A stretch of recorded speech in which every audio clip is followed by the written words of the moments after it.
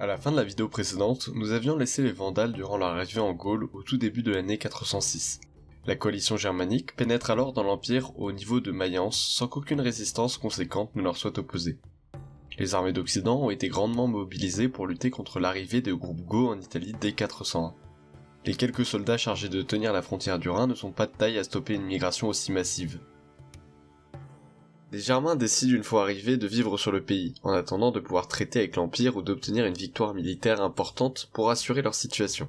Les différents peuples se divisent tout en restant assez proches au cas où une menace viendrait à se présenter. Le souvenir de l'attaque des Francs sur les Vandales restant encore bien présent dans les esprits. Les premiers pillages sont surtout situés dans le nord de la Gaule et en Belgique. L'arrivée de certains groupes germaniques aux abords de Boulogne provoqua un mouvement de panique chez les Bretons, et les troupes locales se désignèrent un chef afin de défendre leur territoire. Constantin III fut élevé au rang d'Auguste et partit avec les légions locales pour repousser les Germains qui menacent de traverser la Manche. En 407, celui-ci arrive à repousser les barbares mais n'obtient que de petites victoires. Cependant, Constantin III a de nouveaux problèmes plus importants à régler. Sa nouvelle position au sein de l'armée le place en tant qu'usurpateur, et il s'attend à devoir affronter assez vite les armées romaines de l'empereur légitime Honorius. Les troupes qu'il a à sa disposition restent très faibles, et n'ont pas été capables jusque-là d'obtenir de vraies victoires. C'est pourquoi il se tourne vers les Germains afin de leur promettre des terres en Gaule en échange de leur soutien. Sans que l'on sache vraiment pourquoi, les Germains ne s'installèrent pas et partirent plutôt vers le sud, au niveau des Pyrénées. Alors que les barbares tentèrent de passer les montagnes, les troupes locales réussirent à les en empêcher. De nouveau, les peuples se divisèrent et pillèrent le pays. L'usurpateur Constantin III les confina dans le sud et s'installa à Arles, d'où il fit sa capitale, abandonnant totalement la Bretagne qu'il avait pour mission de protéger. Les Germains, coincés entre une guerre civile et une frontière naturelle trop bien défendue, profitèrent du chaos pour s'entretenir. Alors que les Suèves et les Alains s'attaquaient généralement à des villes sans défense et à des champs pour obtenir de la nourriture, les Vandales eux furent beaucoup plus violents. C'est à ce moment-là qu'ils commencèrent à forger la légende noire qui est restée associée à leur nom. Dans les sources, les Vandales semblent prendre du plaisir à détruire systématiquement les lieux qu'ils attaquent et à semer la mort. La peur de ce peuple devient tellement forte que les sources romaines ne mentionnent quasiment plus les autres peuples qui sont pourtant majoritaires. Seul le terme de Vandale est encore mentionné. Tous les Germains ne suivirent pas forcément l'exemple des bandes de pillards. Une partie des Alains préféra s'associer aux légions romaines légitimes afin de pouvoir obtenir des traités et des terres. C'est aussi durant ces temps incertains que de nombreux peuples germains se tournèrent vers le christianisme sans qu'il n'y ait encore de conversion de masse. Les églises furent alors favorisées comme refuge. 409, après 4 ans de pillages et d'aventures en Gaule, celle-ci était ravagée et inhospitalière pour s'installer. Il n'était donc plus question de rester sur place, et la solution vint à eux par elle-même depuis l'Espagne. Alors que la Gaule devenait un champ de bataille entre les armées romaines légitimes et celles de l'usurpateur Constantin III, ce dernier tenta de s'emparer de l'Espagne en envoyant son fils et un général du nom de Gérontius se débarrasser des proches de l'empereur qui étaient installés dans la région. Cependant, une fois leur opposant éliminé, le général Gérontius se révolta contre Constantin et tua son fils. Il mit en avant son propre usurpateur du nom de Maxime. Gérontius avait eu recours à des barbares pour l'aider dans la prise de l'Espagne, et c'est donc naturellement qu'il se tourna vers les Germains pour le soutenir dans son usurpation d'un usurpateur. Ceux-ci y virent une occasion de s'installer dans une région plus calme et d'enfin trouver un interlocuteur qui soit en possession de véritables moyens pour les installer. Cependant, Gérontius n'arriva pas à mobiliser suffisamment d'hommes pour obtenir une victoire contre Constantin et fut tué en 411. Durant ces quelques années, les Germains avaient attendu relativement calmement que leur situation soit décidée par les autorités locales, mais l'échec de Gérontius les poussa à prendre les devants. Les Romains d'Espagne, désormais dirigés par l'usurpateur Maxime, négocièrent avec les barbares leur installation. Les Alains, qui étaient les plus importants, purent s'installer en Lusitanie et en Carthaginoise, les Scylla en Bétique, les Romains en Tarasconnaise, et les Hasdings ainsi que les Suèves durent se partager la Galicie. Désormais, les peuples devaient continuer leur vie chacun de leur côté, et enfin pouvoir profiter de la situation qui semblait aller dans leur sens. On perd rapidement la trace de l'usurpateur Maxime, qui n'avait en réalité aucun pouvoir, mais qui a su garder un peu de terre pour les Romains d'Espagne. Malgré tout espoir d'installation pour les Germains fut rapidement anéanti, puisque depuis l'Italie arriva une ancienne connaissance, les Goths. Ceux-ci, après avoir pillé Rome en 410, partirent vers le sud de la Gaule.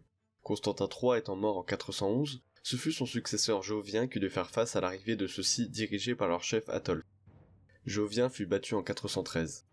Mais ces mêmes Goths étaient poursuivis par un des Romains parmi les plus importants du 5e siècle, le général Constance. Les Goths traversèrent les montagnes pour fuir les légions en 414 et troublèrent les populations désormais installées.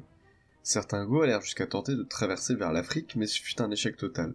En 416, il se trouvait un nouveau chef du nom de Valia qui fit la paix avec les Romains et accepta de traiter.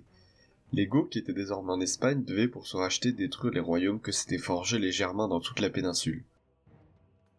Les Goths furent extrêmement efficaces. Ils s'attaquèrent d'abord au royaume de Bétie qui mirent à mal en seulement 2 ans et capturèrent le roi Fredbal. Ils n'avaient désormais plus qu'à remonter vers le nord.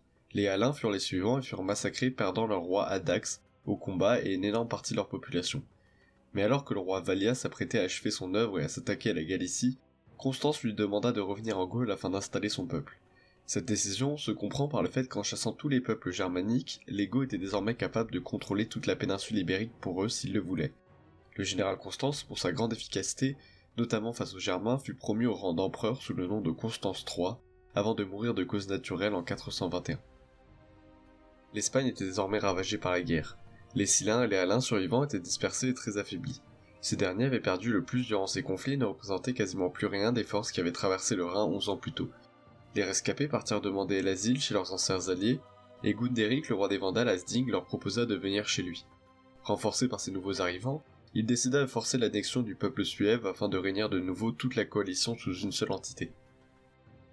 Mais les Romains virent le danger d'une nouvelle union des Germains et envoyèrent des troupes défendre l'indépendance des Suèves. Les Germains, que nous appellerons désormais Vandales, vu que les Alains sont trop peu nombreux, sont violemment repoussés et doivent abandonner leur territoire. Ils fuirent vers la Bétie qui était désormais vide de la présence des armées Goths. L'Espagne de 422 était devenue la même chose que la Gaule en 409, un territoire trop instable pour être envisagé comme terre d'asile. Les Suèves, fiers de leur victoire, commencèrent à s'étendre vers le sud. Les différents peuples au sein des Vandales n'arrivaient pas à se coordonner, et Gundéric était obligé de les mobiliser en continu pour les envoyer piller au loin, afin d'éviter que leur colère se retourne contre lui. Les pillages allèrent jusqu'aux îles Baléares. En 428, Gundéric, mort, transmit le pouvoir à Genseric. C'est l'homme le plus important de l'histoire des Vandales. Il est extrêmement ambitieux et intelligent en politique. C'est lui qui aurait introduit en masse l'arianisme afin d'unir de façon plus forte les différents composants de ses sujets. L'arianisme s'était imposé comme la religion forte au contact avec les Goths en Espagne entre 414 et 416. Le grand projet de Genseric fut de transporter les Vandales dans un territoire plus adapté à l'installation de ses hommes. Il y avait cependant à proximité une candidate tout à fait appropriée pour cette mission. La préfecture d'Afrique est un des joyaux de l'Empire romain d'Occident. Depuis que l'Égypte envoie son blé en Orient, l'Afrique sert de grenier pour Rome et son énorme population. C'est aussi un haut lieu de la politique romaine puisque la plupart des sénateurs romains possèdent des demeures sur place et certains y habitent de façon continue. De plus, avec l'essor du christianisme, des villes comme Carthage prennent de plus en plus d'importance et notamment à travers des figures qui ont vécu comme Cyprien de Carthage au IIIe siècle, mais surtout Saint Augustin d'Hippone pour la période qui nous intéresse. Une région aussi importante ne signifie cependant pas une région stable, et l'Afrique est souvent en état de trouble. En effet, sur le plan agricole, la région a de plus en plus de mal à produire le blé attendu à Rome, à cause des sécheresses et des raids des tribus au sud. D'un point de vue religieux, l'Afrique est depuis la fin du IIIe siècle en proie aux disputes entre les donatistes, qui ne reconnaissent pas ceux qui ont abjuré leur foi durant les persécutions, et les Nicéens qui suivent le credo officiel de l'Empire. Enfin, c'est surtout sur le point de vue des guerres civiles que la situation est catastrophique. Déjà en 413, l'armée d'Afrique qui s'était soulevée contre l'empereur avait été décimée à Outriculum et n'avait pas encore recouvert ses blessures vers 430.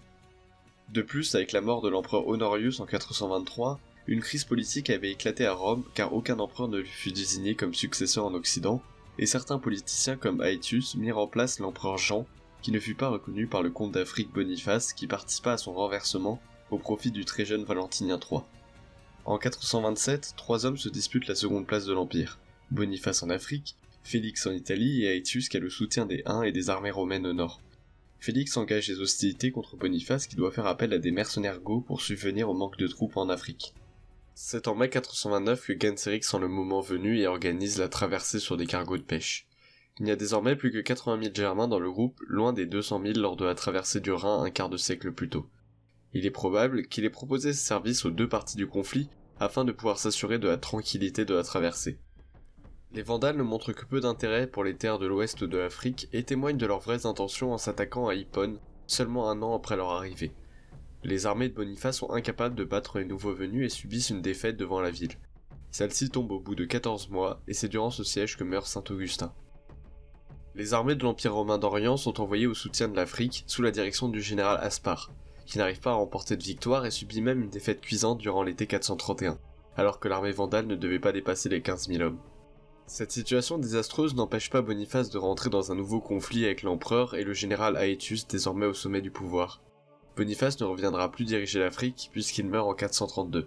La seule personne capable de défendre l'Afrique est alors le général d'Orient Aspar qui assure efficacement la défense de la ville de Carthage contre les attaques vandales. La situation n'évoluant plus vraiment et l'Empire étant incapable d'écraser ses ennemis, un accord est trouvé le 11 février 435 qui fait des Vandales un peuple fédéré à l'image des Goths. Ils peuvent garder les terres du nord de la Numidie comme Sitifis, Hipporégus et Calama. Genseric fait d'Hippone la capitale de son royaume et pose les bases d'une nouvelle société marquée par des traits germaniques et par l'opposition aux chrétiens nicéens et aux influences impériales. Lors de l'invasion de l'Afrique, les Vandales s'étaient démarqués des autres peuples barbares par leur agression systématique des représentations de l'église nicéenne. Les Goariens, malgré leur distance religieuse, acceptaient d'épargner tous ceux qui se réfugiaient dans les églises et ne s'attaquaient pas vraiment aux évêques, ce qui est l'inverse des Vandales.